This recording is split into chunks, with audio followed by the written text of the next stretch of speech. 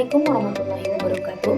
Perkenalkan, nama saya Supri Agustina dengan NIM 85689471 dari Prodi Pendidikan Guru Sekolah Dasar Universitas Terbuka Bengkulu. Pada video kali ini saya akan menyelesaikan tugas mata kuliah filsafat ilmu dengan topik pilar-pilar pendidikan dan relevansinya di era digital. Yang pertama, kita akan membahas tentang makna pilar dalam konteks pendidikan. Dalam konteks pendidikan, pilar dapat dimaknai sebagai dasar, fondasi, atau tiang penyangga yang memperkuat dan menjaga keberlangsungan sistem pendidikan. Sebagaimana sebuah bangunan membutuhkan pilar kokoh, pendidikan juga memerlukan prinsip-prinsip dasar yang menjadi pedoman dalam proses pembelajaran, pembentukan karakter, dan pengembangan potensi peserta didik.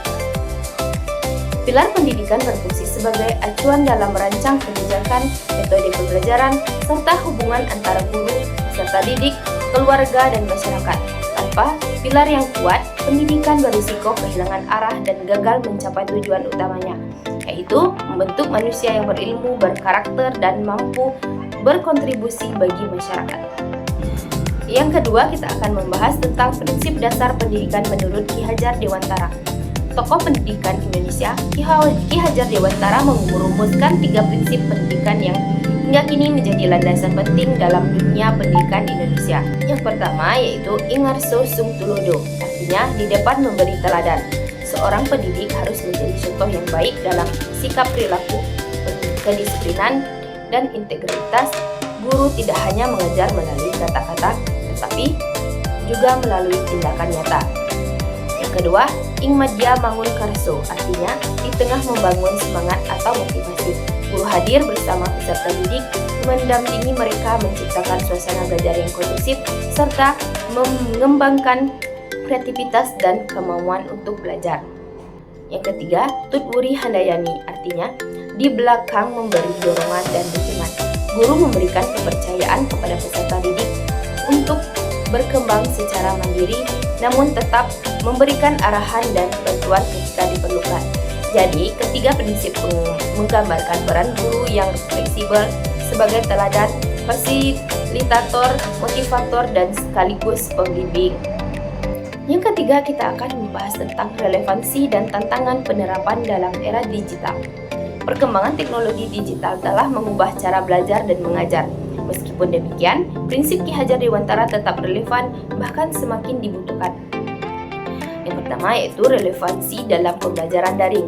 Pada pembelajaran daring, guru tidak lagi selalu hadir secara fisik di kelas. Namun, prinsip Ingarso Sung Tulodo tetap penting. Guru dapat menjadi teladan dalam penggunaan teknologi secara bijak, misalnya dengan menunjukkan etika komunikasi digital, menghargai hak cipta, dan menggunakan sumber informasi yang kredibel. Contohnya adalah guru yang selalu mencantumkan sumber referensi saat mengajar secara online, memberikan contoh praktik literasi digital yang baik kepada siswa. Tantangannya adalah interaksi yang terbatas membuat keteladanan guru tidak mudah diamati secara langsung oleh peserta didik.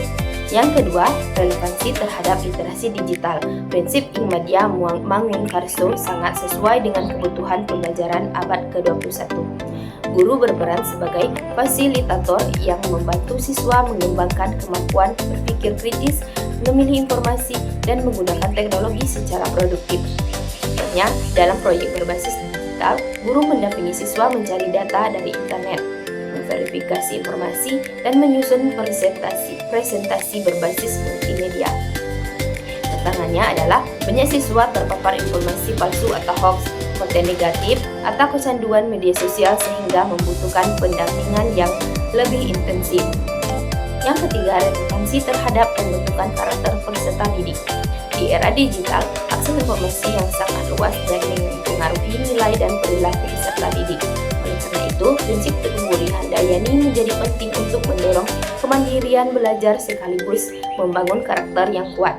Contohnya, guru memberikan kebebasan kepada siswa untuk mengembangkan proyek digital sesuai minat mereka, tetapi tetap memberikan bimbingan mengenai etika, tanggung jawab, dan kerjasama.